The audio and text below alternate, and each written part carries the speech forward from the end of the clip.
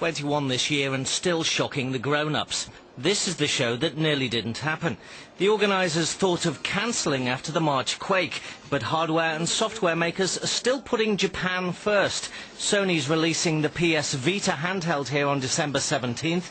Square Enix is giving Japanese gamers the latest Final Fantasy before year-end and making the rest of the world wait. So the show goes on and the lines are still long, even if there's more room to put them.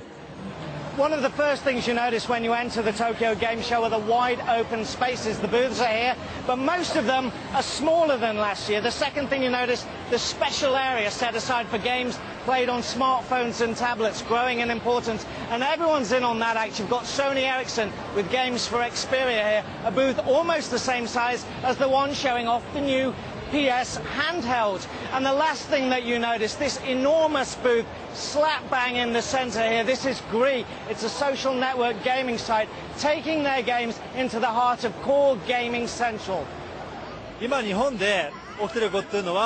The social network game business doesn't cannibalize the game console business. They can expand together.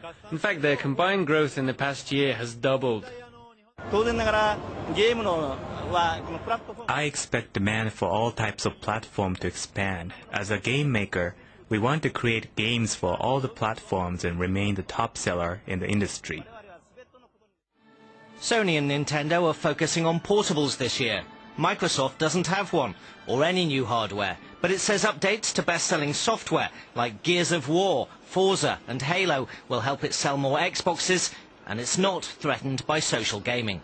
Industry is expanding into the mobile space with people like Gree and DNA. So we'll have more users playing more games, and we'll have the existing users playing the core games. The core gamers are quite happy with the console experience, and they will always be there.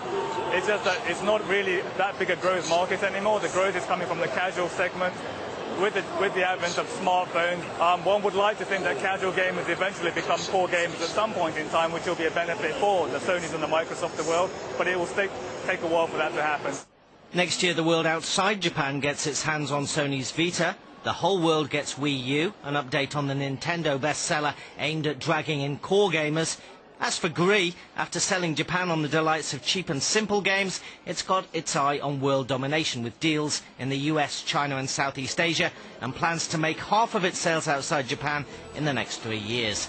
Firn, Bloomberg, at the Tokyo Game Show.